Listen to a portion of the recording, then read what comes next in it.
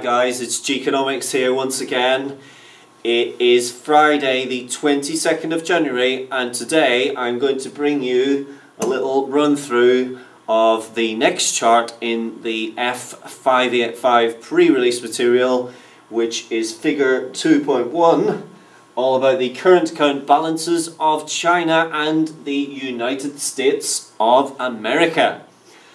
So, ladies and gentlemen, let's have a look at this. This is quite a straightforward chart, I think, and I think it's probably figure 2.2, which is the more difficult of the charts on this particular extract too. So what have we got here? Katie Ross, please come to reception. Thank you. Well, what we have here is we can see that we have China's current account position from 2007 to 2013. Clearly China's current account position in surplus, so from start period right the way through to the end period. And here we have the USA's, the United States of America's, clearly current account deficit position from start period 2007 all the way through to the end period, which is 2013.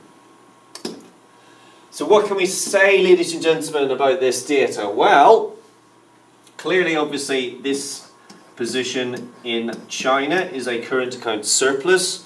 Now remember, when you're talking about a current account position, if it's in surplus, if it's in deficit, we're talking about values of exports and imports rather than quantities. Very important distinction. So in this case, we can say that the value of exports are greater than the value of imports. In the case of the United States of America, clearly in a deficit position, D-E-F-I-C-I-T, one of the most commonly misspelt words in economics, ladies and gentlemen. And in this case, the value of M, value of imports, are greater than the value of exports. So that's what we can see from these two charts. Okay. So what else can we say about this particular data set? Well, we can obviously say that the current account deficit in the United States, which is almost 800 billion US dollars in 2007, well, there is a narrowing of the current account deficit because by the time we get to 2013, it is, and it has narrowed to around about 400 billion US dollars in deficit. Of course, the United States running an enormous current account deficit, and as you'll know, deficits generally speaking are not a good thing, but for a very large economy, the largest economy in the world, of course, the United States, where they can easily attract the capital flows into their capital account in order to finance this enormous current account deficit, this is not such an issue. What about China? Almost $400 billion of a surplus in 2007, moving through to 2013, where the surplus, it's still in surplus, but the surplus has fallen to around about half, so 200 billion US dollars. Okay, what next? Viewers, what next viewers, or ladies and gentlemen, what next viewers? Well, let's not forget financial crisis, 2007-2008. And we can see here that during this time period in the United States of America, we have quite a significant narrowing here during this time period, quite a significant narrowing of the current account deficit position. So one must ask oneself why that is. And I think the best way to interpret that would be if you think of a withdrawals injections diagram. So let me just draw that for you. This may not be, sort of all of you who study A-level economics, you may not have covered these diagrams. So we basically have withdrawals and injections on the y-axis. So we're talking about exports and imports in this case, and we have level of income, national income here. We know that the level of exports tends to be autonomous variable, So constant, Beth unaffected by Calvert, the please come level to reception. of Thank you. national income, whereas imports tend to be, as you can see, imports tend to be an induced variable. So, when an economy is growing, what happens? National income grows. As a consequence of that, an economy may find itself moving from what would be a current account surplus position here, where exports are greater than imports, into a deficit position, as you can see. However, here we have the financial crisis, the global financial crisis. What would have happened to national income during the global financial crisis? National income in the United States would have fallen, and as a consequence, the quantity and the value of imports being sucked into the United States economy would fall. And so it might be the case that you move from, let's call it Y1 here, national income starts to fall and you move to Y2. And as a consequence of that, you can see that the distance between the level of imports and exports starts to narrow, and consequently the size of this deficit starts to narrow. And so we can say that this quite significant narrowing of the current account deficit could be a consequence of the global financial crisis, because the American economy and consumers in America would be sucking in fewer imports purely because national income as a whole would be falling. So that's a very important point, I think, to make with regard to this particular data set. Okay. What about China over the same time period? So China, you can see the deficit in the United States has narrowed, the surplus in China has fallen. And again, that may be because, of course, America's imports are China's exports. Not just to China, obviously, but all around the world. And of course, as national incomes globally fall, China's ability to sell its exports, regardless of how cheap they are, and let's remember they are cheap, the demand for those exports would be falling, and as a consequence the size of the current account surplus would be falling also. Okay, next point. I think it's important that you understand what would be happening to the relative exchange rates of the yuan in China and the dollar in the United States as a consequence of there being a current account deficit and a current account surplus. Now, in order to understand this, really, you need to revise and go back over and look over the determinants of shifts in the demand for a currency and or the supply of a currency. And let's take China as our initial example here. Do it in a different colour so we don't get mixed up. So, not what I wanted. Try that one again. Forgive me, ladies and gentlemen. Blue, that's what we want. Blue, excellent. So we're going to draw a diagram to illustrate what would be happening to the Chinese yuan as a consequence of it having this quite significant, quite substantial current account surplus. So, you've got your quantity of your currency along the x-axis.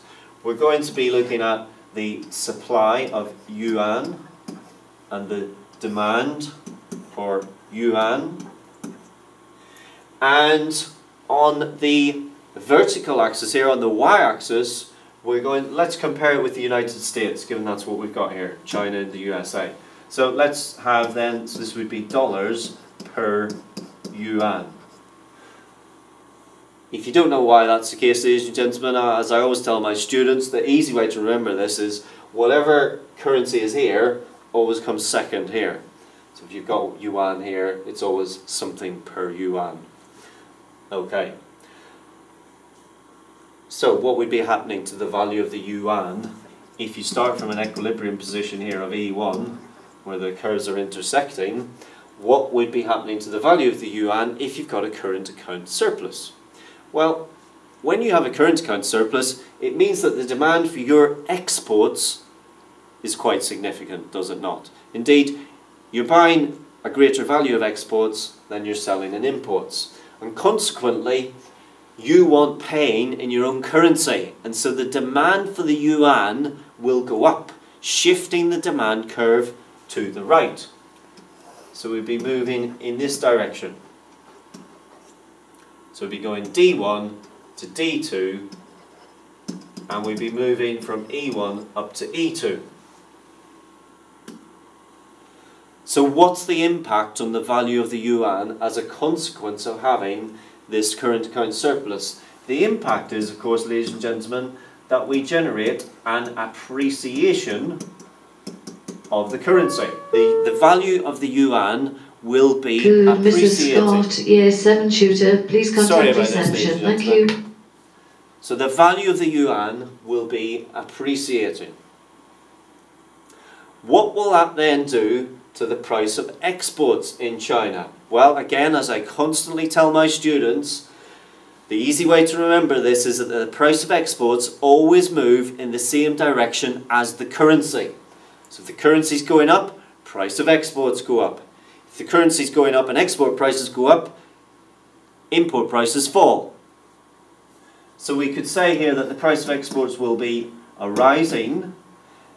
Ceteris paribus, all other things remaining equal, the demand for those exports will fall.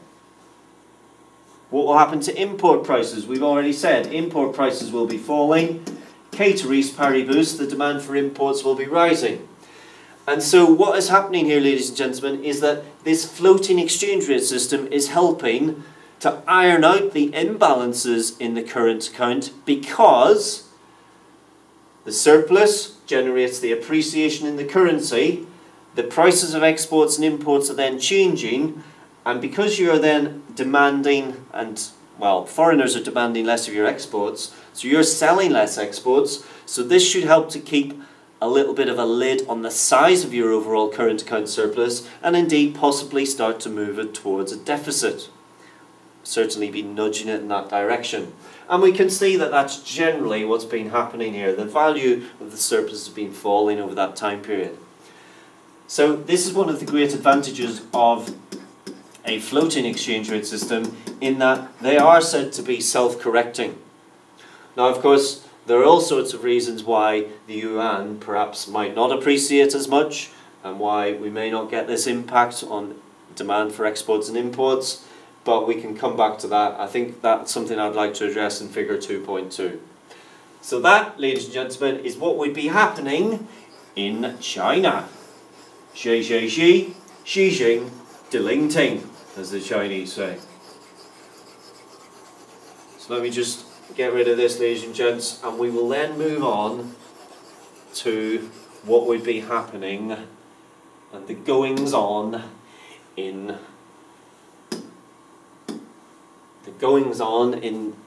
the United States of America. So what would be happening here?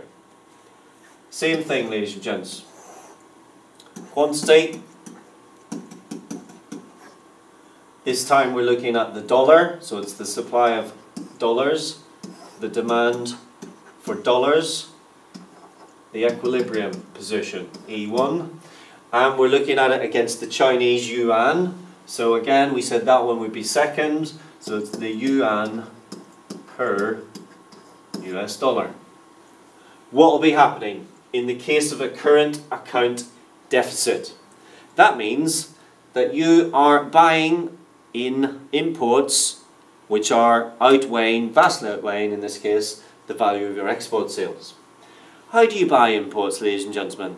You have to sell your currency in order to buy the foreign currency, which will then enable you to purchase your imports. It's like you and I going on our holidays in the summer. So you go in with £10 to Thomas Cook and you say, there you go, I'm selling you my £10, and in return I am demanding US dollar because I'm going to New York. So because the United States of America is running this current account deficit, it means that they will be selling lots of their US dollars in order to acquire the foreign currencies with which to buy the inputs. So the supply of the currency shifts right. Comme ça. Consequently, the value of the US dollar, as you can see, ladies and gents, it depreciates. We have a depreciation here. And again, this is supposed to be self-correcting the imbalances in the current account balance. So let's consider again, what happens to the price of the export? It always moves in the same direction as the currency. Currency's fallen, price of export falls. So price of export falls, quantity demanded should, in theory, rise. Ceteris paribus. Price of imports rises, demand for imports should fall. Ceteris paribus. So you should be buying less imports, selling more exports. That should be helping to nudge you towards surplus. Is that happening on our chart? Of course it is. Let's just get rid of all of this so we can actually see whether or not that actually is the case, ladies and gents. Here we go. There we go. All done. Is that the case? Is the current account balance in the United States moving more towards the surplus position? It is. So almost, let's call it 750 or something like that, deficit, and then 400 billion deficit. So it's moving in the right direction, and part of that could be due to the automatic self-correcting device of a floating exchange rate system. Okay, so that's where I want to leave it today, ladies and gents. I hope you have a great weekend, and I'll be back with more of this next week. Bye bye.